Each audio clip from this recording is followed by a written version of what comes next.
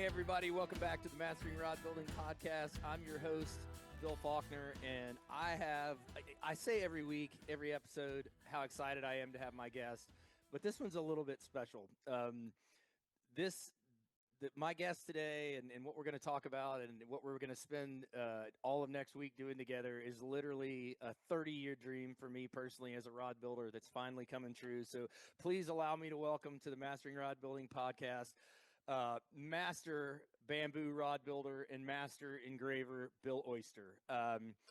If you know anything at all about modern bamboo fly rods, then you've undoubtedly, Bill's name is not is one that you've heard before. He runs Oyster Bamboo Fly Rods along with his team in Blue Ridge, Georgia.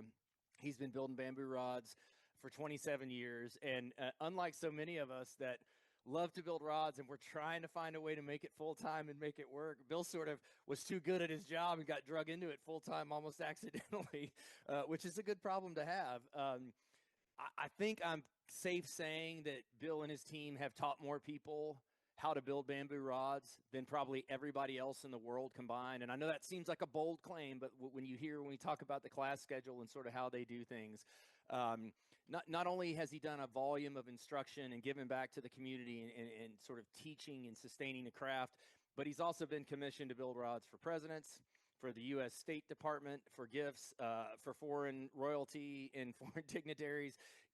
Like I said, he's a master engraver, truly one of the most artisanal and master craftsmen within this space of our time. Please welcome Bill Oyster. Bill, welcome. Thank you. Thanks for having me, Bill. I am so excited to have you. So I have to tell you this story, and I'll try to keep it really quick. I built my first rod, and I remember it well, in May of 1995. And I just graduated from college, and I bought a whole kit from Cabela's, right? And it had the flex coat equipment, the wrapper, hand wrapper and everything, had some spools of thread, had the finish, had the epoxy adhesives, had the brushes, had, all the things you needed, and the blank and the grips and the guides and everything else like that. And I'd been a fly tyer my whole life and had furled leaders and tied leaders and made lures and was just always into tackle craft. And a friend of mine said, "Hey, you ought to build a fly rod." And I was like, "I should build a fly rod, right?" So I just tried it. And at that time I love all kinds of fishing everywhere, every time. And everybody should fish the way they want, whatever makes them happy. But fly fishing is special to me, and I went through a period of about 10 years when I didn't do anything but fly fish: saltwater, freshwater, warm water, cold water. That's all I wanted to do. And I got real serious about it, and I started trying to build higher and higher end fly rods. And so I ended up finding a couple of guys because I wanted really nice jewelry grade nickel silver hardware, and I wanted gorgeous agate guides, which were actually harder to find 25 years ago than they are now, right? Right. And I ended up working with some guys. I met this guy named Russ Gooding at Golden Witch. Right. Really just trying to get some vintage, high-end, gorgeous seat hardware. And then I met another guy, Bob Veneri, in the Catskills. Mm-hmm. And I found this kind of bamboo scene that I didn't really realize that this culture or subculture, this community was out there and was actually thriving and well. And I sort of got to him because I was just looking for really high-end appointments for these fly rods, right? And I ended up having several conversations with Russ, several conversations with Bob Veneri about building bamboo rods, and I ended up buying the books at the time, and it may still be true. There were two books: The Lovely Reed by Jack Howell and The Fundamentals of Building a Bamboo Fly Rod by Moore and Elser. And I read those things cover to cover multiple times, and I got my shopping list, and I was like, I'm going to do this. And at the time, I was in my late 20s, and my wife and I were both working and trying to save money and buy our first house and trying to start a family. And literally, I just couldn't afford it. The initial investment in equipment kept me from doing it. And I've always, that bug has never gone away from me. I've always wanted to do it. And so as we sit here, we're recording on Wednesday, December 3rd. I don't know exactly when this is going to air. And I'm one of 10 students, along with my director of sales, Aaron Lowe, Aaron, in the class that starts this coming Sunday in Blue Ridge. And so I thought it'd be fun to have Bill on, talk about what he does, which is remarkable, he and his team, and then take the class and be able to come back and do a post episode and talk about what we learned and the experience and what makes it neat. But like, if I had known, if you'd had these classes back then, I probably could have afforded to take a class. but I didn't have the space or, to buy all the planing forms and all that. Well, it's quite Right. a bit to It's get a big started. So commitment. it's a huge commitment. And Yeah. I was interested, but it was also, I just couldn't afford it, And so, I'm so excited that this opportunity is there. And it's literally I've been talking about coming to take one of these classes for more than 10 years. And my sales guy, Aaron, has also been wanting to do it. And so about 2 years ago, we said, look, let's just pay our deposit. We're never going to find the right time. We're never going to be able to make this happen. Let's pay our deposit and lock ourselves in. And then Yeah. we'll find a date that we could do it. And then Cassie called us, I don't know, earlier this year. She's like, your deposit's up at the end of this year and we don't have that many spots. And it was like, oh shoot, what have you got? And so we picked this. So it worked. We trapped ourselves and we got ourselves into the class. So we're doing it next week and we're super, super excited. How in the world, and thank you, you were so busy, you got so many balls in the air and you got so much going on.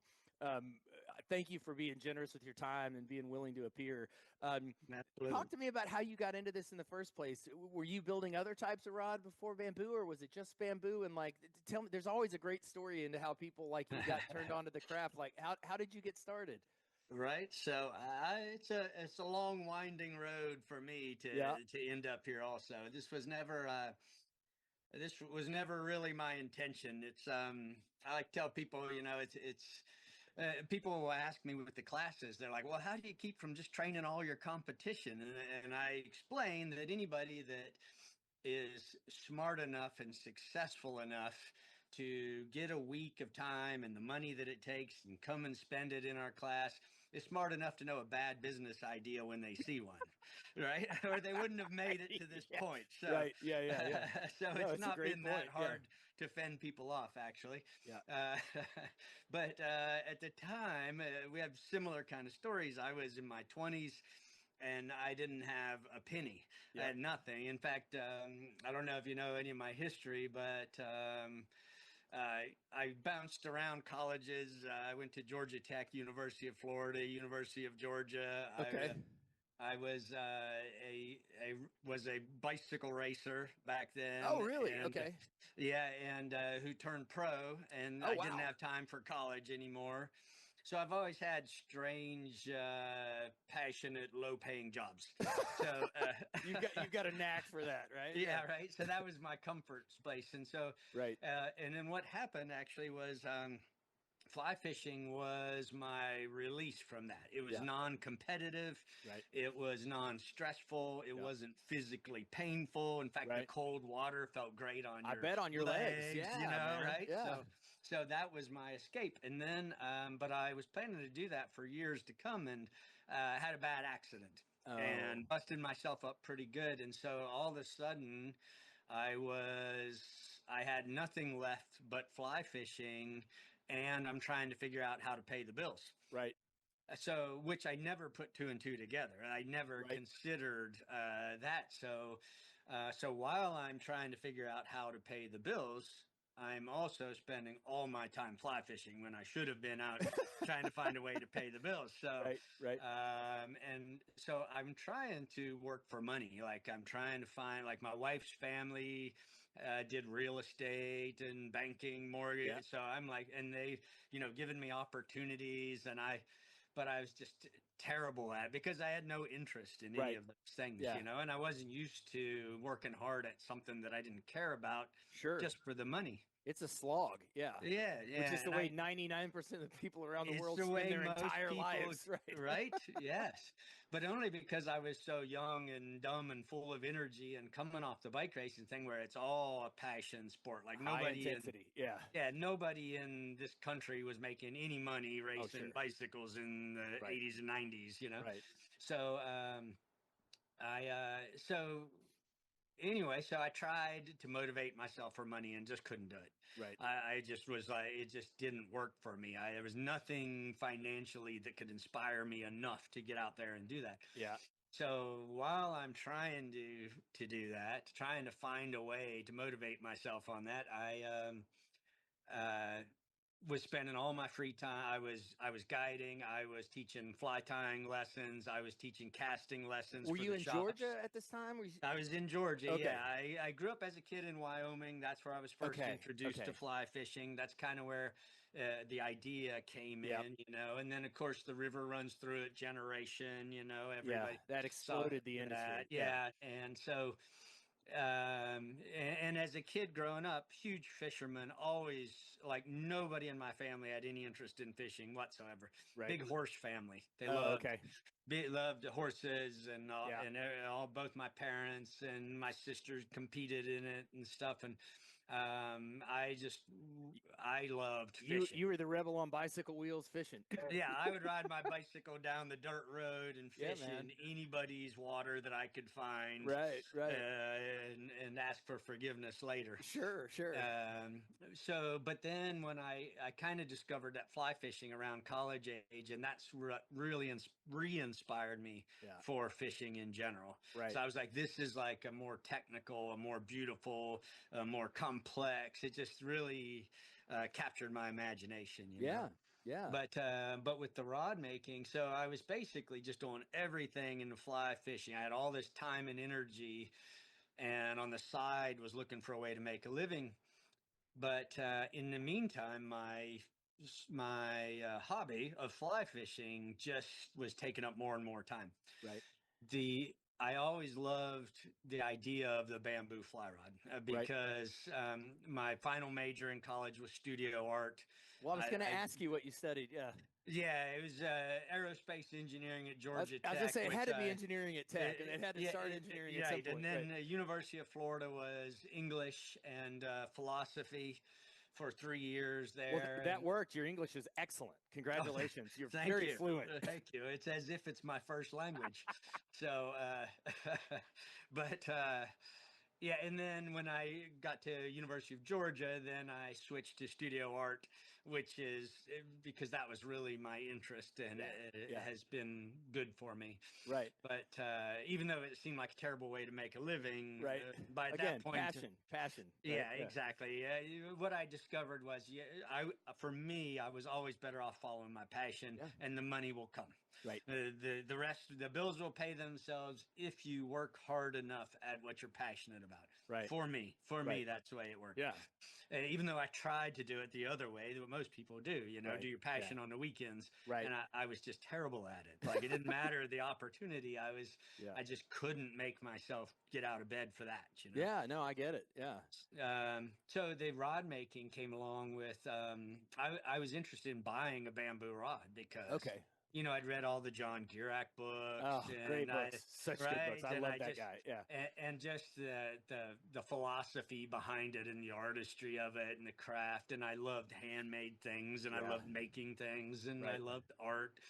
And my philosophical nature just really dug it, But I had never fished a bamboo rod in my life. I just thought they were awesome. Truly in love with the romantic notion of it. It was the romance of the thing. Yeah. Because so as I'm trying to educate myself so that I could find one used old cheap one that I could buy to have something to fish, I came across a book called The Master's Guide to Building Bamboo Fly Rods. Oh, I don't have that one, I don't think. Okay. It's what bamboo rod makers call the Bible. Okay. It's about that thick. Oh, yeah. It has like 60 pages of calculus equations in it, tip impact factor, engineer. And I'm pretty sure it was written to discourage anyone from ever attempting to build their own bamboo. I'm pretty sure that was the actual goal of the thing. It's so much and so complex, but it just really captured my imagination. Yeah. So I started looking for more books on the subject, and I was able to find 5 books. Okay. From like the early 1900s through like the George Marr book, the Fundamentals, and I literally read all of them cover to cover twice before I got up the nerve to spend the money to buy a handful of sticks of bamboo from the Demarest company, which was in existence back then. Yeah. And once that bamboo showed up, I was like, because I had no money and no business doing this, I was like, now you're committed. Now Yep. I'm gonna You do better make it this. into something, right? Yeah. Right. Right. And I looked for classes and things, and there was nothing anywhere near me, and there was really not much of anything, period. I think Lawn Blow Velt up in Maine I know the name. Yeah. had a class. Yep. Yep. Um, and but he was all the way up in Maine. Because I had no money, I was like, if I go there, I take this class, I will come home flat broke. Yeah. I Yeah. can't afford a Right. planing form, anything Right. else, you know. Right. And I went down to the Fish Hawk in Atlanta, which is one of the Know biggest that well fly too. shops Yeah. around. Been I there. talked to Gary Merriman, the owner, and said, Okay. do you Yeah. know anybody that knows anything about how to make these things? Because I was Right. just really intrigued with it. Yeah. And he'd give me a phone number. We'd call up a guy in the shop, and he'd say, oh, Jim there, he's been messing with that. So I called Jim, and he was like, yeah, come to the house. Go to his house. He'd made it about a fifth of the way into the process before he gave up. Oh.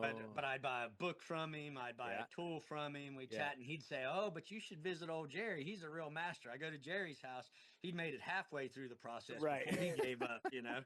Yeah. But I literally couldn't find a single person who had completed a rod to talk And to. Georgia's an interesting place to be trying to do this, right? Because there is actually a wonderful trout fishing scene in North Georgia, but a Right. lot of people outside the region don't know that. And it's Yeah, not like you're in it. It's not like a historical hotbed people don't think that. bamboo. And it's It, not, there's a couple of places where there were pockets of people. Georgia yeah, was not one of them. You were like I in the lived in desert, man. I lived in Georgia for a long time and did not realize there were trout in Georgia. Yeah, well, you wouldn't, right? If you hadn't Yeah, gone and fished the Squee or gone and fished, some of yeah, these rivers, right? Like, yeah. yep, Oh yeah, North Georgia is a completely different animal. Once you step up into the Appalachian Mountains, yep, it's crystal clear. We have 4,000 miles of trout streams just in the northern tip of Georgia up here. yep. It's So crazy, and a lot of it's good, yeah, real there's good. a lot Yeah. of good. And the TVA was kind enough to build these dams, which made these amazing tailwater Yep. fisheries in the Same area. thing in Arkansas. Yeah. Yeah, Just yeah, not as many exactly. world records out of Georgia to put it on the map. That's the only Right. difference, really. Yeah. Well, we've got, and where I live now in Blue Ridge, it's eastern Tennessee, western North Carolina, and North Yeah. Georgia meet.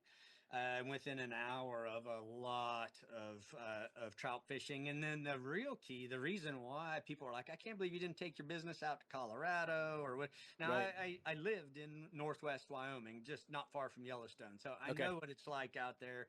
I know, but I also know what the winters are like out Yeah. there. It's not a I joke. know what it's like to get to try to have clients get through the airport and drive Right. to your place Right. in that time of year. Yeah. So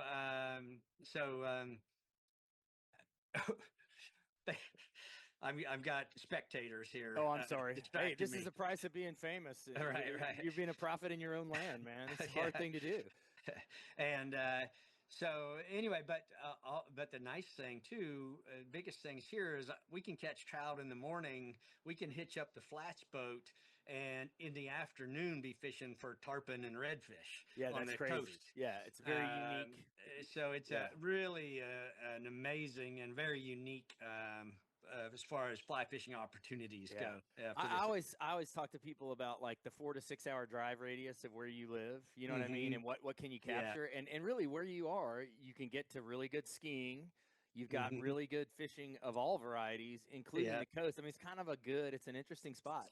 And Yeah. you don't have to deal with Atlanta unless you Right. want to. Unless Yeah, you want but unless you want to, like we've got that Atlanta airport there, to. you can fly direct from anywhere in the world. Yep. People Yep. come to our classes 12 months a year. Yep. They can fly direct in. We can have a car service, pick them up at the airport, bring them Yeah. up here, stay on site, and never even Right. need a rental car. So It's awesome. So what was the first rod you built? I was assuming you were going to say some old guy took you into his shop and taught you. Like, you really did this completely by yourself from the books. This has got to be. And look, a lot of us as rod builders did this, but I'm telling you, this is a different animal than wrapping some guides and gluing a handle and a seat on a carbon fiber rod. And I'm not being dismissive of those things. This is a totally different order of magnitude. Yeah. So what did you build for your very first rod? Well, so yeah, to complete that, that story. So what happened was so I started on that first rod, right? Right. And it was a small stream rod at the time. Okay. A young, energetic guy. I was spending a lot of time hiking and Yeah. camping and hitting these small wild trout streams. And Sure. so I built a little 7 foot 3/4 weight Perfect. an old Payne I taper was going that to I ask whose got out taper of it a was. All right, book. an old Payne. Yeah. All right. Yeah, yeah, and that's what I love to do. But the second I had built that, that's the only rod I fished. I had a dozen graphite rods because I was a hardcore fly fisher Sure. at this Sure. time. Yeah. Yeah. Like I said, I was heavy into it. But when I completed that first rod, which took me 6 months, all my spare time, all my energy, just learning out of books, trial and error. And there was no one book or anybody's method I followed. I tried everything I'd heard of, everything I could find, which I think has really been a real benefit for me these days because when students come to me now and they're like, well, what about this? And what about that? Or I read in this book this, or guy told me you should do it this way. I've tried everything I've Yeah. ever heard. I try, I Right. Right. experience, and then I choose based on experience, how to Right. refine my own system. But And honestly, that's the only way to know, right? Like yeah, and that's true of even more modern equipment. Like I try to tell people all the time, people are like, where do I put my guide? You know what? If you will take a roll of masking tape and that rod and your guides and go spend 30 minutes on your lawn, you're going to learn more in that 30 minutes than you would 10,000 hours in a chat room or sending emails or trying to get someone to give you the answer. right. There's Yeah. value to experiential learning, right? Yes. Yes. You experience what not to do. That really Teaches gives you you a lot. confidence in what to do, you know? Yeah, absolutely. Yeah, absolutely. So 6 months, all my free time putting together the worst looking, worst casting rod I've ever made. Uh, but I told myself from meeting those people who had tried and failed, and you Right. heard this all the time when I was researching. So many people attempt. I was like, no matter what, I'm going to complete it. Yeah. Like I don't care. It's not going to be this. It's not going to be that. But it will I be. will, by God, complete. finish it. Yeah. I will catch a fish on this thing. Let's go. Yeah. And that was the way to be. And that's honestly, it's a big struggle with people interested in this because it tends to draw perfectionists Yeah. like myself. But I'm a perfectionist, but also a realist. Yeah. So, and that's what you have to be A because little bit of balance there. Yeah. to this day, I don't believe that more rods come out of our shop than anywhere in the world that I am familiar with. And we've never made a perfect rod yet. And I'll let you know if it ever happens. Right. But I'm pretty sure it never will. Yeah. It's just, degrees of improvement. Right. Maybe better than it was before, but there's no such thing as perfect. And maybe imperceptible to anyone other than an absolute master at the 5th decimal place. But yeah. Exactly. Right. Yeah. But the second you can't see your flaws, you will never improve. As soon as you think you've done it, that means you're done. That means you peaked, and you can no longer see your errors, which means you will never be able to improve anymore from where you're at. Right. So we don't view that as a bad thing. And there's so much to learn from someone who's considered a global master in his craft, and he's saying, I've never built a perfect one. Like, y'all should all pay attention to that. It's the process and the pursuit and the striving to constantly get better, right? Like, that's as important as anything. It's the journey, not the destination. We never arrive as craftsmen, right? Yeah. Right. Yeah, absolutely. Well, that's awesome. So then it expanded. Where'd you go next from there? And how long were you building before you started the classes? How long have you been doing the classes? And if those of you are not watching, Bill's having a glass of beer, which I love. That's like, I'm so jealous. I should have poured one for me, but yeah. Yeah. As you'll see at your class next week, we've got the beer tap right there in the middle of the shop. Let's go. It makes those days go by better sometimes. Yeah, I bet. So let's see. So where did it go from there, and how do we end up at the classes? So from there is a little bit of story because, again, this was purely hobby, right? Right. I had a couple of friends who I fished with who were trying to build a name in the industry, not a bamboo, but just fly fishing in general, which I thought was ridiculous. I was like, there's no fly fishing industry. Like, what are you talking about? Yeah. Like, focus on fishing, put your camera down. Right. But because I was so heavily involved in it, once I made that one rod, word started to spread fast. Yeah. I knew all the people in the industry in my Right. area anyway. Right. And like I said, I would go to trade shows and tie flies just as an exhibitor, just for fun. I didn't have a Right. fly tying company. Right. I would just, Don't somebody run in a would shop. say, Yeah. hey, would you come and do this for us? Or would you come and teach our rod or casting classes or whatever? And because it had to do with fly fishing, I was like, heck yeah, I will. So then when I started making these rods, um, word started to spread. And one of my buddies was a guide, and the Atlanta paper had come and written an article on him previously in his fly fishing guiding. Okay.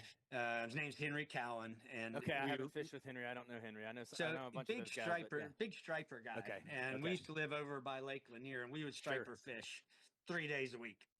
And then he ended up doing it for guide work and was really into that scene and knew everybody. And Yeah. so this writer contacted him and said, you know, any other interesting stories up there? And he was like, well, I got a buddy who's making bamboo fly rods, which Right. back then, like it's so much more common now than back But then. it's still not common. Yeah. Yeah, still very rare.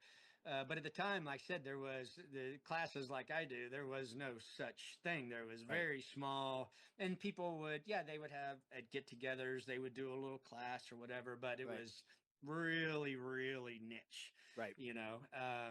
So he was like, "Yeah, that sounds like interesting." So he called and said, "Can I come up and talk to you?" And I was like, "Okay." So he came, spent the day with me, took a bunch of pictures. Didn't think a thing of it again. About 3 months later, I wake up on a Sunday morning. This is back when we had answering machines, and my answering machine was just lit up. And I assume, of course, that somebody died. Yeah. Like, Something horrible's happened. Right. 7 a.m. My phone is lit up on a Sunday morning with all Right. these. Something terrible has happened, right? Right. And it's like, hey, this is so and so, and I want to order an 8'5" weight. And I was like, what are you talking about? And then Right. another one, and then another one. And there was like 8 messages of people wanting to purchase bamboo rods from me. And I was like, what on earth? So This is a good day, Bill. This is yes, good. well, I know that now, but Yeah. at the time I took down all their names and numbers so that I could call them back and explain to them that I couldn't do this for them because Right. I wasn't a professional bamboo rod maker. Like I was just doing this like for fun. And Right. sometimes I had sold a few, but it wasn't something I had time to get into like on any big basis. And I Yeah. didn't even know if I could make them happy, you know? Right. Sure. And so I'm literally sitting there with the numbers in my hand and the phone in the other hand, and the faintest little light bulb appears above the head. And I was like, you know, this is what I think what they call an opportunity. Yeah. A door has been opened. And Yeah. you either take those opportunities or Right. you don't. Or you And regret them the rest of your life. Yeah. exactly. So I was like, you know what? I'll do that. I'll say yes. I'll struggle my way through it.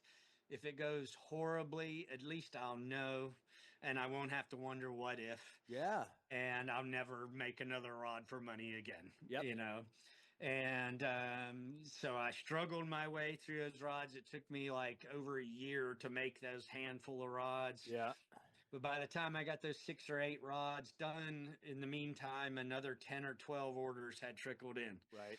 And then I got those 10 or 12 done, and then another 20 or 30 had trickled in. And each time you're adding some more planing forms and some more links yeah, and tapers I'm line learning, weights. And, I'm getting a little quicker. I'm getting better at it. Yeah. More and then I'm like, so it gets to this tipping point where I'm like, I either have to stop doing this because it's taking up all my time, or I've got to really make an this my effort and thing. just Yeah. see if this will become a thing. Right. So I just did a few trade shows and really gave a little push. I got to the point where I had a 4-year wait list. It's Wow. just me, and I was selling them at the typical going rate of the time, which is like $2,000 a pop. Right. Something like this. Yeah. And I was working 7 days a week. I was working till 2, 3 in the morning for 7 days a week. clients wanting to know where their rods were. They'd been waiting, and I told them it was a 4-year wait when And they you were not signed fishing up. at all, right? My fishing was basically gone. Yeah. And I finally sat down and I did the math on it. And I was like, I will never make a middle class income doing this, Right. like this. Right. Which I thought was what the goal was. You get big, long wait list, you're selling at the typical rate, you've made it, you're successful. I wasn't making any money. Yeah. And for me, I was too meticulous. I was too slow. Yeah. I was too slow. I spent too much time on the details. I wanted to make an affordable rod because I didn't have any money. I thought it'd be cool if you could make a rod that people could afford, more accessible. Just so much labor in it. I mean, yeah, I wanted it to be more for the fisherman, and Yeah. not just the collector, because that's who I was, Right. Sure. But I found out that was not me.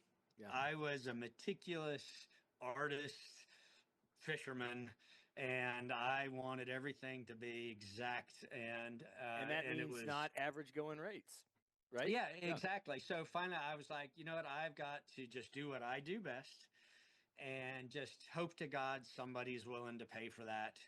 Maybe they are, maybe they aren't, but it does not work for me doing it the other way. So Yep. I quit trying to be fast. I quit trying to be cheap. And I just started doing what I do, what fit with me naturally, which it turned out that the higher end was just my natural niche. Right where you want to be. Yeah. And that, and then it started to turn into something. That's awesome. Yeah. And then the classes, to answer that part of your question, that was also not a genius invention of mine. That was, I would get, when I was trying to discover, I would talk to people, and I found, and I know there were lots of people out there who are very forthcoming and sharing. There were groups stuff. There was none around me.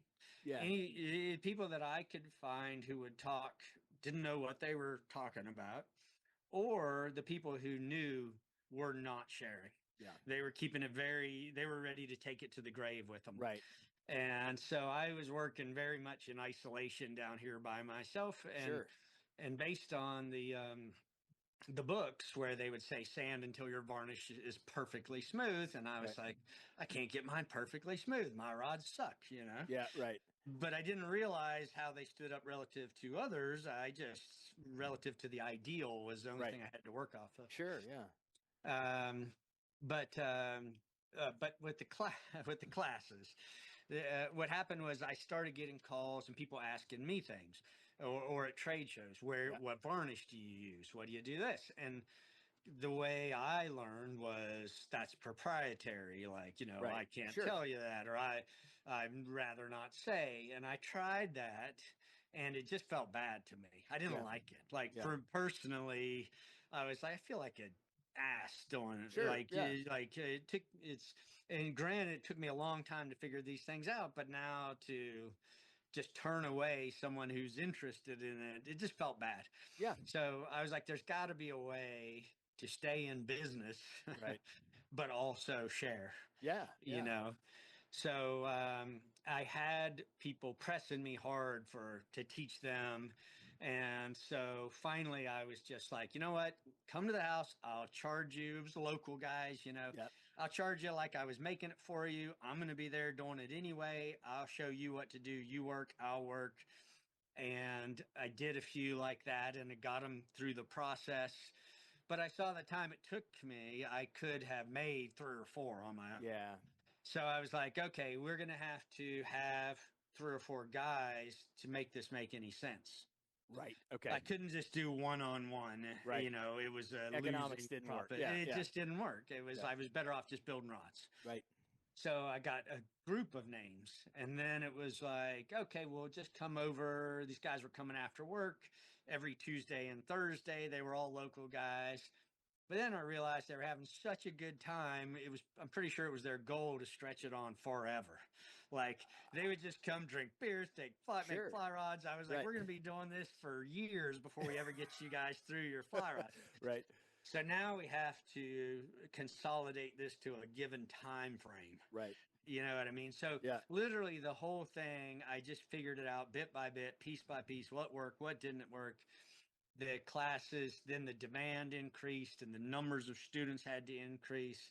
The buildings had to get bigger. We've Sure. been through 5 different fly shops now, or rod shops now. Yeah. I did own a fly shop at one point too. That's a whole other story. But so it's literally the sort of thing that I just pieced it together based on what works, what doesn't work, what makes our customers happy, Right. what makes them less happy. And I just always listen to our customers. That's how I knew they had to complete the rod in the class. Right. They had to go home with it done, because Yeah. then life gets in the way, Yep. and And it'll they sit become your there. Jim and Jerry's you were calling who never finish, right? Yes, Yeah. yeah, exactly. And so I couldn't have that. And so it's just a long, slow progression, but always an upward progression. That's Yeah. the one thing, no matter what. I'd be happy to have leveled off 5 years ago, 10 years ago. I'd have been fine. But Right. nothing ever stays the same. Yep. It's You're getting either better or going up getting or worse. down. Yeah, that's right. Yeah. So my goal has always been just a slow, gradual tick Yep. up. Everything's really solid. Take a baby step forward. Really solid. Take a baby step forward. Yeah. If somebody had given me $5 million right out of the gate to build this, I would have been bankrupt in 5 years, Right. because I hadn't earned my way there. You Right. know what I Yeah. mean?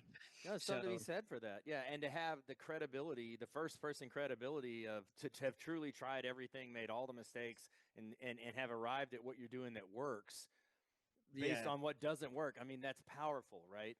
yeah, That's yes, very different than just doing what someone tells you and just never right. questioning it and going from there, right? Like, Yeah, it turned out to be a very deep knowledge because of my struggles and failures. right, I really understood why not to do it. I was very confident why we do it this way, right. why I don't do it that way. And I think Uh, people can tell the difference. You know what I mean? Like, I think that real in your pores organic credibility is impossible to fake, right? yeah, Over a it, period, a sustained people period of time. Yeah. people can sense it. People sniff it out real I quick. think they do. I think they Uh, do. Yeah. We have And of course they can look at your work, right? And the rods are Mhm, absolutely beautiful and speak for mhm. themselves. Yeah, One of the things that strikes me, and again, we were joking because you don't need any help from me to publicize what you're doing because you're sold out as far in advance as you want to be. It's like a 2+ year wait list, like, which is awesome. And that tells its own story.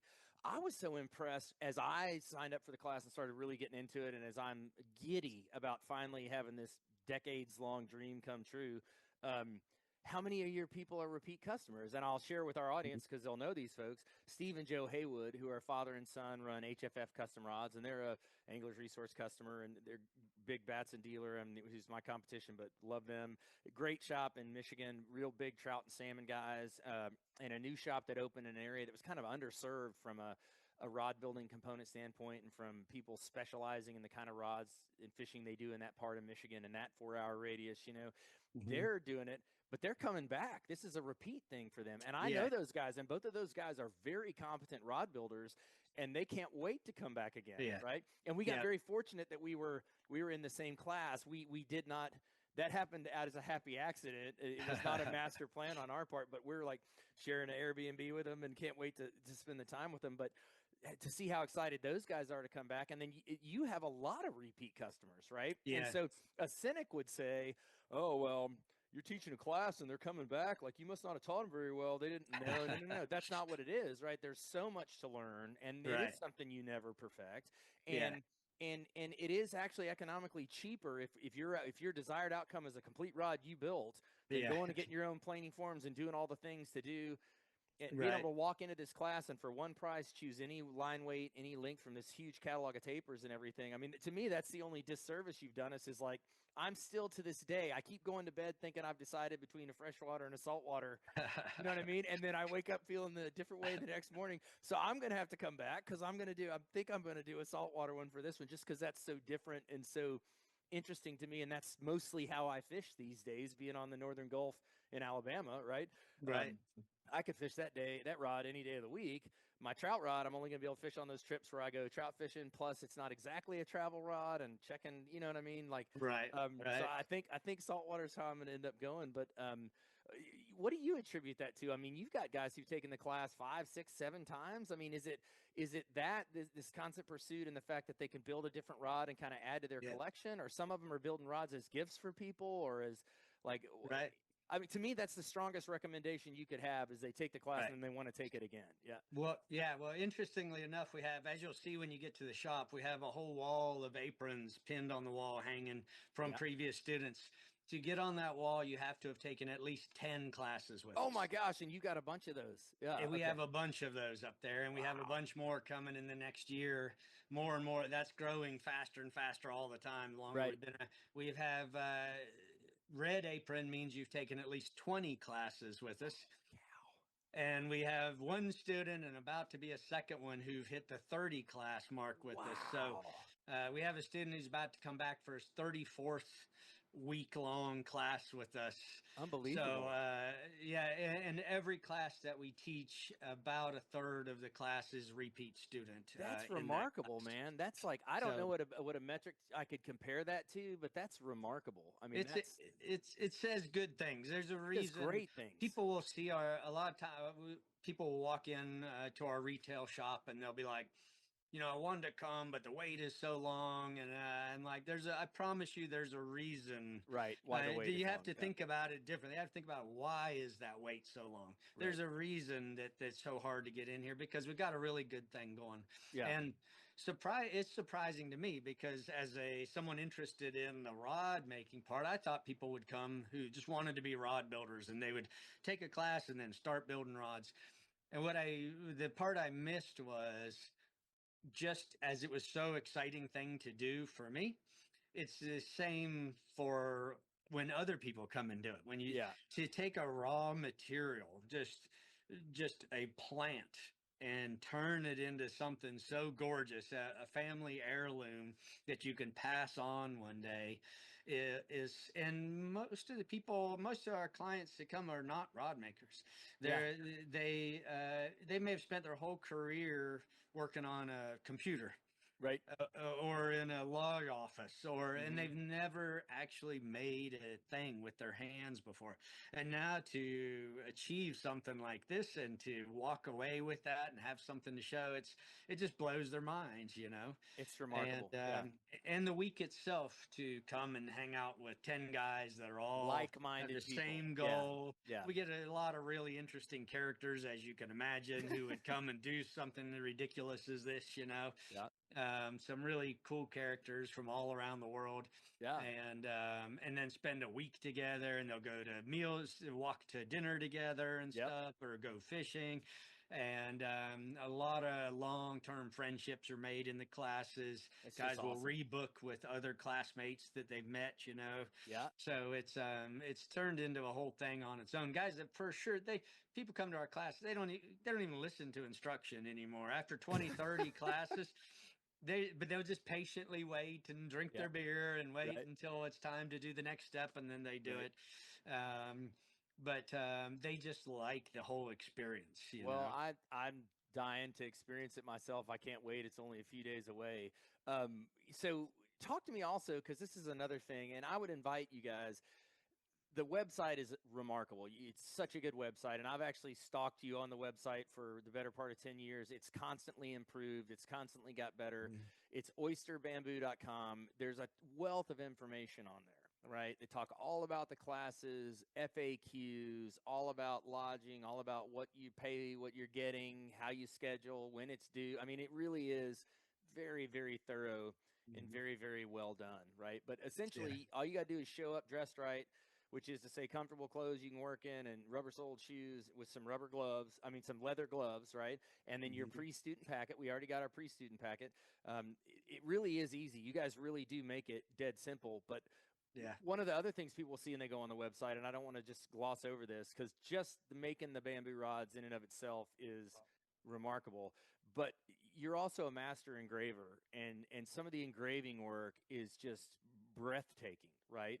Um, how did that come into it? Was that a separate interest that merged into the rod building, or was that you saying, "Hey, I'm looking for a way to make these the most remarkable handmade custom Mhm. rods there are"? Or like, how did the engraving go along with, or follow on, or get Yeah. into all this? So that also developed very naturally. So Okay. I had no interest in engraving, no thoughts on the subject until we started having client requests for that sort of thing. And we Okay. had, it was a very special, like I was already full-time making rods, and they were getting to be more and more high end, and so you started getting requests for more and more high end features, and Right. this was like a retirement present, Sure. and it was to be really truly special rod. And Right. the buyer asked if I could have it engraved for him, and he had seen like some engravings on guns or something, and asked, and I was like, I see if I can find somebody to do something like that. And so I got in the phone book back then and did a little Google, or not Googling, there was no Googling, but I did Right. some snooping Let your around. fingers do the walking. Yeah, right. And made some phone calls, and I found a guy who was an engraver, and he was really worked in the jewelry industry, which is most of the guys with engraving. They're engraving wedding plates and things like this. And Right. Okay. so, um, and so I talked to him. Yeah, I can do that. I can do this kind of style, and got with him, and he did it, and they were happy with it, and the customer paid for it, and then and we posted the photos on the website because it came out really cool. And so then we got another request where they saw that, and so I go back to him, and he was like, yeah, but it was a lot harder than I thought it was going to be. Everything's very thin, it's very curved, it's very difficult to work on, and like doubled his prices. Yep. Fine, doesn't matter to me. I wasn't making any money off of it. I was just paying the engraver, they were paying that difference. And um, so that happened a couple of times. Every time he doubled his prices, every time it worked out fine. But the problem was he didn't know anything about fly rods. Right. So as it became more and more popular, it became more and more a hassle because the rod is done. The big birthday party is coming up that the rod was purchased for, and I'm waiting on the real seat to show up to be engraved. Right. Yeah. And it comes in last minute, but the butt cap's engraved upside down, even though it was all clearly marked. And and it got so bad that I was like, and then of course who's the customer, Matt? They don't know the engraver, they Oh know no, they're me, mad at you. Yeah. right? Yeah. Yeah. So I said, this is either coming off the menu completely, we're going to delete any evidence of engraving from the website, or it's got to come in house, period. Like, and being the guy with the art school background, I sent myself to engraving school to see, there's different kinds of art abilities. Yeah. Maybe you're a Sure. great sculptor, but you can't draw, save your life. So Right. I didn't know if I could do it or not. And Sure. but as it worked out, it just clicked with my particular artistic bent. Well, I was And gonna say you can. By the way, it works. yeah, is it At risk of fortunately? stating the obvious, it works really Yes, well. it worked out. And because I had this immediate demand for it, I was able to, as I learned, I was able to incorporate it and stay active with it. And I went and took as many courses as I could over the years, and just added to the repertoire. I ended up teaching at the same school in the summers. I taught advanced sculpting and inlay engraving, and as well as some intro classes too. I just didn't have time to do for that anymore. So I ended Right. up very heavy into the engraving scene, Yeah. Well, as it well as shows you do absolutely beautiful work. thank you. And now I have some help finally. Miss Paxton, we hired her. She went to the same school, and Okay. she actually got her bachelor's of fine arts in hand engraving, and has been with us now for 4 years. And she's been a huge help with me, where I'm not just always glued to it. I still do all of the more complex ones, Yeah. any scenes, and the fish, all those things that I really know. Yeah. But lettering and scroll work and things, she's extremely proficient at. So it's been a huge help. It allows me to actually spend more time making rod, planing bamboo, and Sure. doing those kinds of things again, and spend more Right. time with the students. So Yeah. So I'm curious, if you don't mind, I have a couple questions, right? So sure. for folks, if you're interested, like I said, there's an unbelievable wealth of information at oysterbamboo.com. But essentially, what you do is you sign up for this class. You get 6 days of instruction with Bill Oyster. Each student is working at their own workstation, so that you choose your length, line, weight, and taper. Basically, you can build any 0 to 12 weight two-piece bamboo fly rod. All the tools, components, hardware, materials, everything are provided, right? And you literally finish you wait for the varnish to dry, and then you take your rod home the last day, right, and Yeah. take it with you. So, and you get a rod bag and a tube with a label. I mean, it's like this is a really first class operation. But so you're doing one of these classes every other week, but you're still a full-time builder. So are you actually building rods? You're working on a rod for a customer that you're building while you're showing people how to do the steps, or how do you Right. parallel Right. the Yeah. two processes? So during the classes, it's all about the class. Okay. In fact, uh, s- in fact, we just blew out another wall in here so we can have some guys doing custom work while the class is going on. Okay. But our core crew is just about the class. Okay. And so we've got like 8 of us here Yeah. working now, and that's not all in the shop. Like the reason you get such good service as a customer coming here, And it's you because do. I'm not the I can vouch for it. You do. yeah, Yeah. right. The It's because ladies are on we top have of it. Yeah. full-time people handling all that, and their job is to make sure you have everything that you need and you get here in one piece. Well, they do a great job. Yes, thank you. And but during the class, those of us in the shop, we're all about the class. We're not answering phones. We're not dealing with custom rod people. Okay. We're not working on other things. We are all about you guys, getting you guys through it. There's 3 of us full time, me, Riley, and Jacob, who are 100% of the time just overseeing the class, Okay. answering questions, doing the instructing. Um, Now, we also offer things extras in the class, like the engraving. Well, I was going to ask. That was going to be my next question. It's like we have the option to roll in at the beginning of the week, pick the engraving if we want custom engraving on our seats or on our ferrules or whatever. How do you logistically get that done? I mean, Yes, right.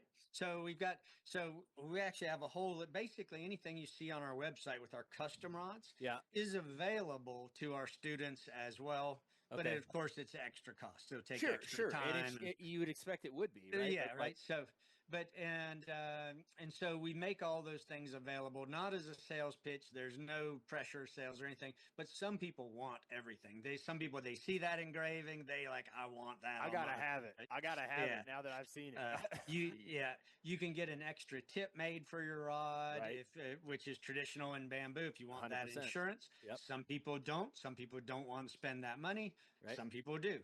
Yep. And those will be done. Actually, that's Jacob's primary job, is he builds extra tips during the class. And so those will also be complete to take home at the end of it. The engraving is complete and goes on your rod at the end. And it's because we have Miss Paxton, who engraves nonstop all week. Yep. Jacob does extra tips nonstop all week. Okay. Riley and I do majority of the instruction.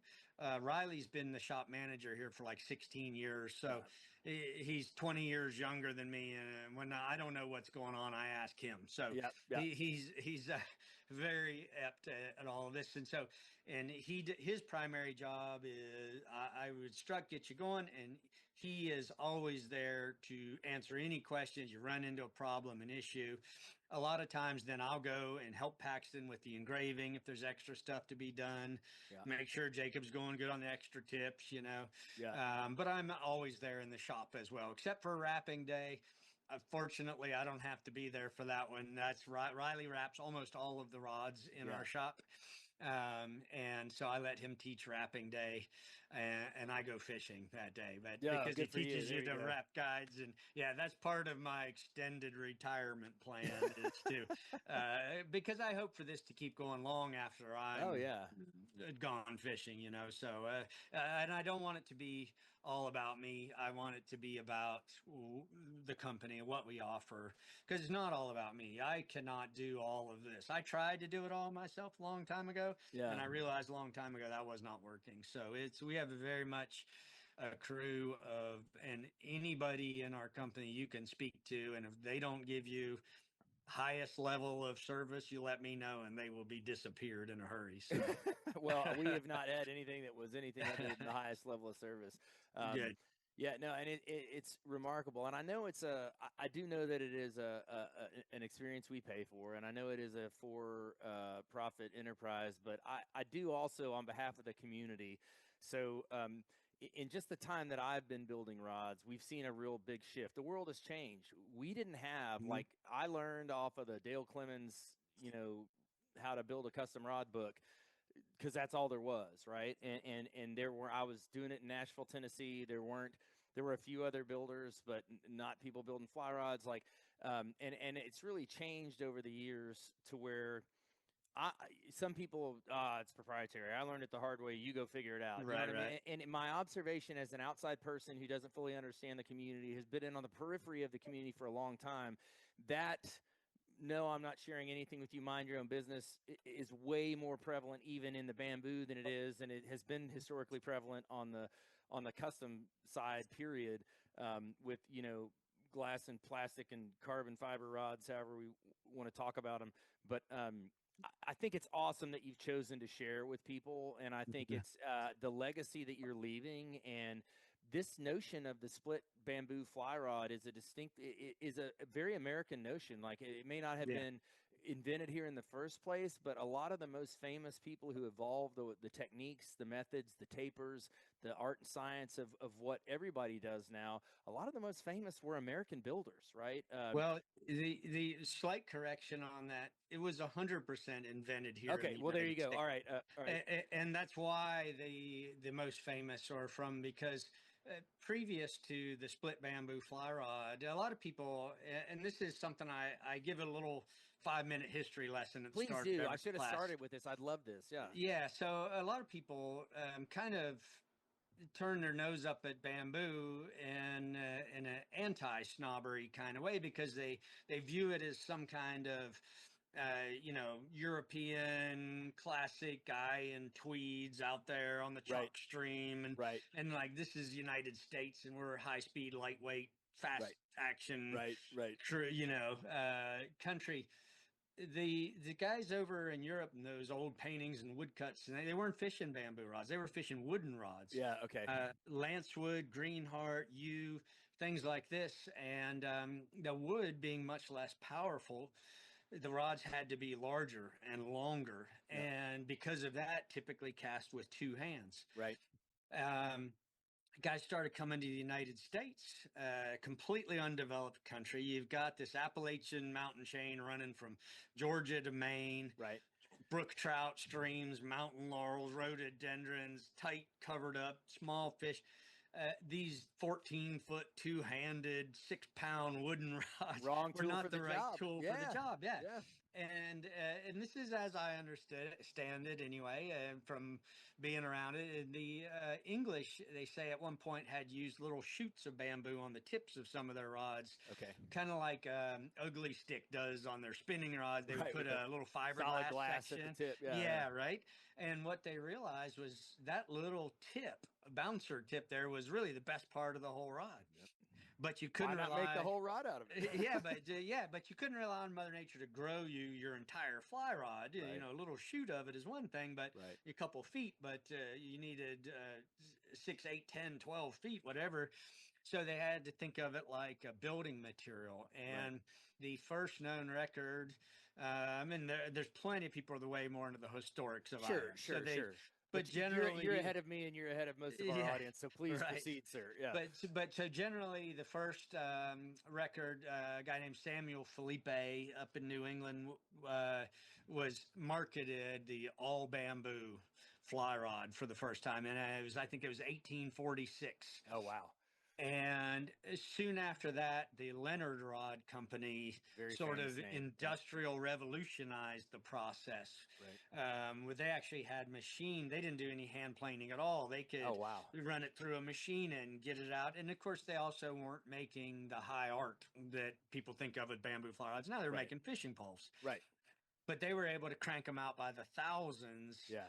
And it was just head and shoulders above any of these wooden rods Sure. that people had seen. The story goes that the Hardy Rod Company ordered one from the Leonard Rod Company and had it sent to England, where they brought in a woodworker who reverse engineered the thing, and they started producing them. Interesting. Pezon Michel did the same in France, and it spread throughout Europe. But as the American fly fisher, this is our heritage. there are very few crafts of this level that we can attribute to American in origin, being such Right. a young country, you know. Sure. Right. But the split bamboo fly rod is one of them. As the Yeah. American fly fisher, this is our craft, the Yeah. split bamboo fly rod. It Yep. was invented here, it was perfected here. All of your collectible rods are American made from American makers, and that's not me being nationalistic. That's a fact. That's a fact. Yeah. That's just the way it is. Yeah. That's the history of the story. And it's So an amazing story. And when you think about that and you think about it that way, what a shame it would be if that flame was extinguished, right? If it wasn't yes, carried on and passed on. So if right. If it nothing wasn't else, appreciated by American fishermen, no, yeah. this amazing heritage that we have, you know, and it's important Well, to keep that thing going, you know. well, I just applaud you for being an open book and choosing to share and teach and perpetuate that legacy because it matters. You know, it matters to those of us who care about this community and who love this way of fishing. And it's not the choice everyone has made, and that's okay. Yes, Thank God we live in a free country and we can all, within limits, do what we want to do. But I do want to say thank you and applaud you for being willing to share and be open, even in a class form, because I sure. think it's really positive for the industry as a whole, right? And I say that as someone who, my commercial interest is distributing Fuji products, and no one's, knock on wood, I guess you never say never, but I struggle to see anybody put any Fuji product on a bamboo fly rod. I guess you could do it, but it wouldn't exactly be correct, in my opinion. But even then, I love that this distinctly American craft is carrying on and being perpetuated, and that we have this whole. My hope is that some one of these students that comes through and takes the class is going to be the person who stands on your shoulders and keeps this enterprise going, and so we kind of keep this proud tradition. And frankly, as someone who's from Texas originally and went to school and lived in Tennessee, married a girl from Arkansas and lived there and now lives in Alabama, I'm just tickled pink that it's in the Southeast. You know what I mean? Right. I think it's what a incredible testament to North Georgia, that Yeah. this is the place where it was located. It's turned out to be a really ideal location for us with 12 months a year fishing. Yeah. Access to trout fishing, access to the salt fishing, and Yep. that's where our saltwater line. We hadn't mentioned that was something that didn't exist. Right. The saltwater bamboo. And Yeah. a few people have tried to kind of follow our lead marginally successfully, but we do it. At least a quarter of all the rods we make are for the saltwater. Well, and you personally fish a lot of bamboo in the saltwater, and if I mentioned the website, Oyster also has a wonderful presence on YouTube, and if you're interested, a lot of the FAQs, they're on your website too, but they're also on YouTube. You guys have done kind of video FAQs where you talk about what's different about bamboo versus carbon fiber. What's different? How do I match a line to my bamboo rod? Bamboo for saltwater, right? And I watched that Right. one. That one really hooked me. You know what I mean? And there's some beautiful footage of you. Some of it looks like could be the Georgia coast. Some of it looks like could be the Everglades or somewhere. But fishing the bamboo rod, and you make a very compelling case. And I won't recite it here, but for why that's a material that very much belongs in a saltwater environment. And we tend to think about the difficulty of making it, and we tend to think about the complexity of it, but there's also some durability to it, right? And some power to it built right that is very difficult to replicate in a tubular composite construction, right? So I love the way you're challenging the notion of, hey, this is just an old thing for people who dry fly fish only and are wine snobs. It's like, no, this is for fishermen, right? And it's got a use case, and it's really opened my eyes, and I feel like I'm kind of a rod nerd, So the fact that I wasn't really thinking about it right maybe suggests a lot of people aren't. So I'd encourage people to go check that stuff out and listen to it and watch it, because it's really well done. You guys do a great job. And it's the saltwater thing is a big deal. Like I said, I think Aaron and I probably both are going to wind up building redfish rods, because that's what we have. The redfish and speckled trout are what we have the most direct access to. So why wouldn't we build what we're going to fish with? Absolutely. Redfish are one of my favorite. I've done it all. We take international trips every year with our students and groups. We organize like a lot of people do, but we go to Belize almost every year. We do South Andros for the bonefish. I personally go to the Keys every year for the big tarpon. We go to the Florida coast in my own boat just every chance we get. Yeah, yeah. And then and of course we've done trout stuff too, Patagonia and all that. But I love the saltwater too. So Yeah. so exciting. And obviously I don't want to catch some amazing fish with a graphite rod and get my Right. picture. I'm not Right. being the bamboo guy. Right. Yeah. So I absolutely, as a fisherman first, I make sure our rods are up to the challenge because it's all I get to use, you know. Right. So Right. I promise you, they are very up to the challenge Well, and that because, gives me a lot of confidence, right? It's yeah, not like, well, yeah, we're building all these fine small stream trout rods, but you could do that. We've got the plane. No, no, no, no. These yeah. things have been tested heavily in combat conditions, and you're Oh personally yeah, fishing them. That's exciting. yeah. Um, Two of the last 4 weeks I've been fishing in the salt. So oh, there we that go. that's just from right now. So Yeah. yeah, well, I did Louisiana 4 weeks ago, and then I was down in my boat down on the Florida Panhandle fishing for redfish Yeah. 2 weeks ago. So I am only 6 hours door to door when I'm in Birmingham, and I'm less than 4 hours door to door when I'm down in Foley at our shop to Venice, and yeah, I'm in love with that fishery, inshore and offshore. It's a remarkable place. There's yeah, so much absolutely. good Yeah, fishing it's down there. It's crazy. Yeah. no doubt, no Yeah, doubt. I bet you very well might be the only person they've ever seen throwing a bamboo fly rod down there, though. It confuses them sometimes. I think it might, man. I'd be like, I would tell the guy I fish with, my captain Patrick Dickinson, who I've been fishing with for I don't know 15 years. Great guy, Dixie Outfitters LLC. I would probably be like, stop the boat, turn around. We're gonna go talk to that guy. That dude's Yeah. throwing a bamboo fly rod. That would stop me in my tracks for Uh-huh. sure. I had a guide in Belize once that I fished with for a week, and we were just talking fishing, right, or just goofing around. And Right. at the end of the week, he says, so what do you do for a living? And I was like, oh, I actually make fly rods. And he was like, really? And I was like, yeah, but they're like, the old style, like the bamboo fly rods. And Yeah. he goes, wow, did you bring any with you? And I've been fishing it all On week the front in of the your boat. skiff all week, Yeah, bro. he had no idea. It never occurred. Really? He did not realize it at all the whole time. So, Well, I guess that's yeah, why they're so good at spotting fish. They're not even looking at you. They're looking at the yeah, water the whole time. You think that'd be the kind of thing he'd notice immediately when you stepped on the skiff on the first morning. right. Yeah, missed it entirely. So, Yeah. which I saw as a compliment to my rod. If he Yeah, wasn't right, absolutely. why? I was But just saying, another thing that's so interesting about it to me is I personally, and I'm not an elite level caster. Like I'm perfectly good to fish, right? hmm But I'm not one of these. I'm not a casting instructor. I've got flaws I got to work on constantly. I'm not a 105-foot caster. You know what I mean? hmm And I know a lot of those guys and gals, and they're great, right? But hmm to me, having taught a lot of people to fly fish and to kids and everybody else, the reality is while there can be a place for a really fast action rod, a more moderate action is much easier for most people to cast and to right. cast with more control, right? And Yeah. it's a little more intuitive in how to get more out of it, right? Right. In my opinion. And if you like a slower action, man, they just keep getting faster and faster and faster to where now our Yeah. 5 weights are actually 7.5 weight. You know what I mean? Like, Exactly. and again, I'm not gonna. The industry's gonna do what it does, and there's a lot of sizzle, and there's a little bit of steak out there too. But like, Right. I also think a lot of people thinking about bamboo as well. This is throwback and anachronistic, and deliberately being antique or something, right? hmm Actually, stop. Hold on a second. If you haven't ever fished a not super fast action rod, you might find that hmm you love it.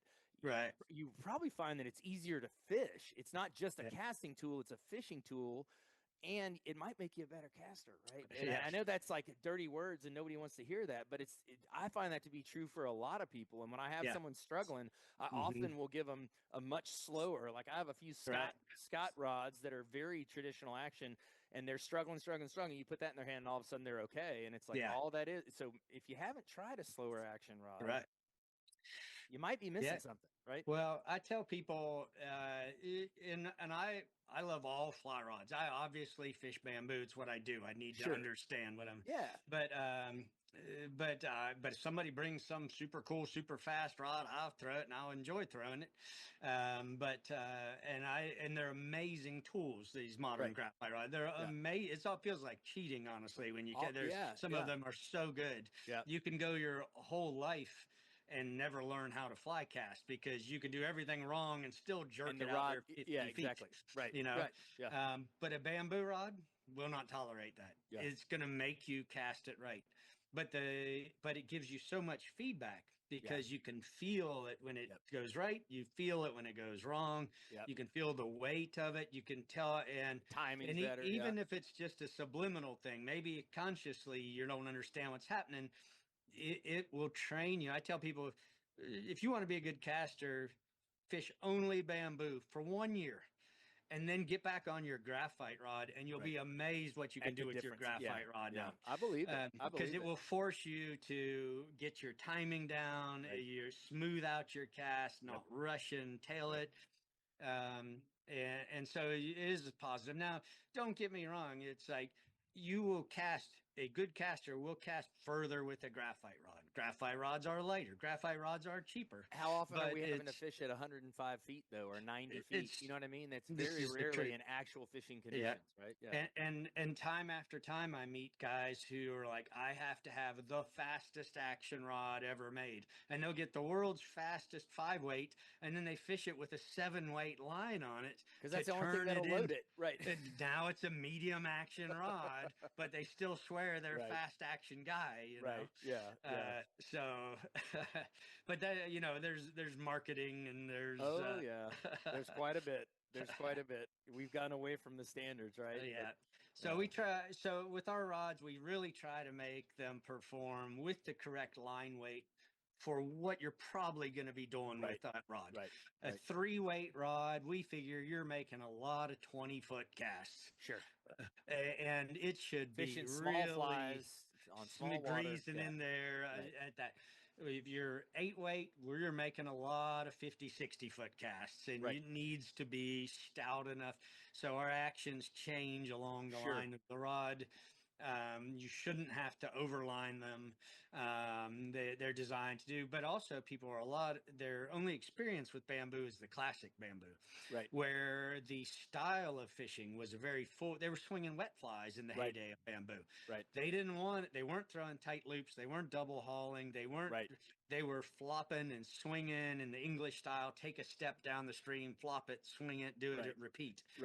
And that is not the modern style of fishing. So our rods are much more graspable, the action to what they're like, this is not what I thought bamboo was going to feel like.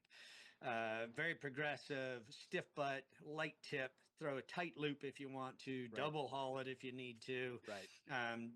They're designed for the job, and the actions are much more modern. It's still heavier. It's still slower than responding than graphite, of course. But the action, so the way it flexes and bends, is much more modernized. It's a modern fishing tool, and it's people not will a see buggy that whip. if they go watch your videos. Like I saw that very clearly when it was like you can see bamboo my for casting saltwater. videos. Yeah, exactly. And you get it, you see it immediately. You get the picture. Yeah, my bamboo versus graphite casting video. Yeah. That's a good one. 750,000 views in like less than a year. Yeah, it's awesome. So, it's very well done. Yeah, it's thank you. So, and I think it speaks to the level of interest, right? For those of us who haven't bought these books and read it and thought all about it, signed up for the class, and are sort of familiar with the project or how you construct one of these rods. Can we just, in real simple terms, walk people through? Because it's almost like you're building the blank first and ferruling it, then you're building the rod on that blank, right? So, so most rod builders are familiar with what it is to wrap the guides on, glue on the handle and stuff like that, even in some cases installing ferrules. But talk to us about the making of the blank. Just at a very high level, just for people who are like, I really don't know how you make a split cane blank. Right. A lot of people show up to the class having no idea how the process. Okay.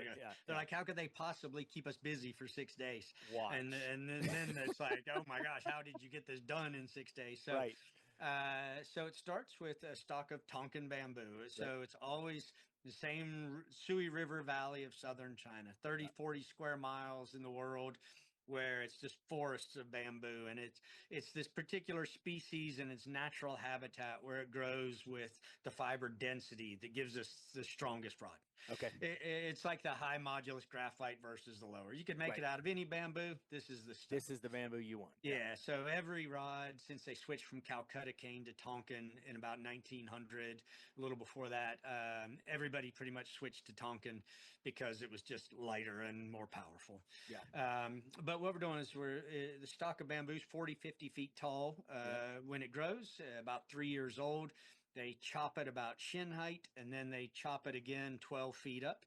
And we're starting with that lower 12 feet of. So the stalk of bamboo is about 2.5 inches in diameter, about like this, and 12 feet long. And it's hollow on the inside, obviously, so we can't just put it on a lathe and make a rod. We're just dealing with that thin shell. Right. So what we do is we take it and we split it out into as many. Well, we cut it in half first, so we have a lower 6 feet and an upper 6 feet. Okay. Make the lower half of your rod out of the lower bit, the upper half of your rod out of the upper bit. Okay. And you split that shell into as many strips about 1/4 inch wide as possible. Okay. You'll need 6 for each rod section. Yep. So our custom rods are 3-piece typically with an extra tip. So we make the butt and the mid out of the lower 6 feet and the 2 tips out of the upper 6 feet. Right. So we need 24 strips of bamboo just to make one fly rod with. Right. Each of those strips gets planed into 60-degree triangular shape. And then when you take 6 60 degrees and put them together, it forms a hexagon. Right. But we'll do solid all hexagon. Yep. Yeah, solid. All those little triangles meet in the middle. Right. And give you a solid hexagon. Now we will do all the tapering of those triangular strips first before we glue them together. Right. So you're always cutting from the inside out because the outermost fibers are your best. The inner fibers are your weakest. They're the least dense. Okay. So we do all the cutting and shaping working from the inside of the triangle out towards that outer edge. So we're left with just the very best fibers that go to the outside of your rod. So, and then we'll taper those in it's called a planing form. It's basically a big steel jig. We're running a block plane down, and with that, we're able to plane within tolerances of plus or minus 2/1000ths of an inch, which is, it's about 1/3 the width of a human hair. Yeah. So, and which sounds like we're being ridiculous until you realize the difference between a 5-weight and a 6-weight rod is only about 3/1000ths of an inch. So if you want to have any hope of knowing how this rod's going to cast, you have to be very, very precise when you're doing your work. Yep. But we can plane those triangles. So even out that tip of the fly rod, imagine how small the tip of a fly rod is. Now divide that by 6 and now run a block plane. I mean, they're like smaller than each one is about half the size of a toothpick, and you're running a block plane down those little strips. Wow. And then you'll glue them together lengthwise. So they're laminated together. Just glue them together, straighten it into the shaft of the rod, the blank of the rod. Right. And we'll make that blank in the first 3 days of the class. Okay. And then we'll spend the next 3 days, even more than a graphite rod, we also have to think about varnishing the entire rod. Not just the wraps. Not just the wraps. So we have to do the wraps. We have to coat the wraps, but then we also have to put a nice finish on the entire length of the rod as well. So we'll spend the last 3 days putting on your hardware. We'll make the grips on the lathe out of cork discs clamped, and we'll everybody hand shapes their own grip. Install your ferrules, wrap your guides. We're using traditional silk thread. And then we do dip varnishing. You'll get 3 dip varnish coats on your rod, doing all your sanding, steel wooling, and trimming in between every coat to get that done. So at the end of the class, it's 100% complete. Class ends Saturday evening. You can take it to the river Sunday morning and go catch fish. Oh, that's awesome. That's so awesome. I'm so excited. I literally feel like there's like 2 things I've been really interested in doing in my life that I haven't done yet. One is build a bamboo fly rod. Yeah. And the other is build an acoustic guitar, which same thing. I've looked really hard at that. It's like the ship has probably sailed for me on that. I'm happy to buy other people's really brilliant guitars and just enjoy them very much. But the bamboo rod, the fact that, y'all do this class and we're going to be able to make this one happen, I'm just beyond excited. I'm having trouble falling asleep now that we're within a week of showing up. So like I said, it's Wednesday, we leave Sunday, and I'm just literally as stoked as I've been about anything in a long time. Although my wife's probably tired of hearing that. Except for our last anniversary, I was equally stoked for that, I promise. Yeah, as I always am every year. But yeah, no, it's going to be fun, man. You'll have a whole new appreciation. You'll never look at one the same way again. No, I'm sure I won't. And I feel like I have. Like I said, I've read the books. I'm familiar with the process. Oh, we've got a special guest. Who is this? Yes, that's Miss Pickles there. So Miss Pickles, one of our shop dogs. So we always have a dog on site. Hey, too. Man, that's why you always got a smile on your face. That's right. Well, Bill, this has been fascinating. Thank you so much for your time. And You're very welcome. For everybody who's listening, I really encourage you to check this out. It's a really unique, very special thing they've got going on in Blue Ridge, Georgia. Again, go to Oyster Bamboo. I think that's what your Facebook or YouTube channel is too, right? And it also Oyster Bamboo? I think it is. Yeah. And then how else do you like people to get in touch with you? Of course, there's tons of contact information on the Oyster Bamboo website. Yeah, just you can get on there. You can get on our website, and we have like a live chat thing on there. If you just had a question, you can send it. Somebody will get back to you right away. Yep. My wife Shannon and Cassie and Jordan, all the girls downstairs who keep the business end of things running for us, will be on immediately. You can call, you can email. If you're confused about anything, you can just call and talk. Cassie is the gatekeeper on those classes. She'll take good care of you. And she's super organized and detailed and buttoned up. She was a pleasure to work with. Yeah. And we were probably knuckleheads, so that's saying something. We probably didn't make it easy on her. We were trampling all over each other. We were so excited. This is what she does. So currently we're running 240 guys a year plus through the class. Unbelievable. Beginning to end, doing every bit of it. So we've got the system down pretty good. We'll take good care of you. All you got to do is be willing to show up. And I want to learn, man. I'm ready to work. I'm a little worried that my eyes aren't as good as they used to be. I maybe should have done this with a young man's eyes, but nah, you'll be good. My eyes are not what they used to be. So thank God for readers. Yeah, we're used to people of all abilities. You don't have to have any rod making experience. We have guys who've never fly fished. They just felt like this would be a good way to inspire them. They want to start at the beginning, you know? Yeah. And so we will tell you everything you need to know. We're there to help. We've had people with physical ailments, difficulties, guys with tremors. We've done wounded warrior classes. That's awesome. We get people. So if you get yourself here, we will get you through by hook or crook. So and you leave with your complete built bamboo fly rod. I can't wait. Yeah. It's going to be fun, man. Yeah, it's going to be a good time. Well, thank you so much for your time, and I will see you Sunday. All right. I can't wait. We'll see you then. We'll do it. All right. And like I said, we'll do another episode after the class so we can tell you all about it and how it was. And I can't wait. And we sincerely appreciate your time, Bill, and all you do for the community. Thanks for teaching all of us. And thanks all of you guys for tuning in and listening. Please remember to like and subscribe, download wherever you get your podcast content. We'll see you next time here on the Mastering Rod Building Podcast.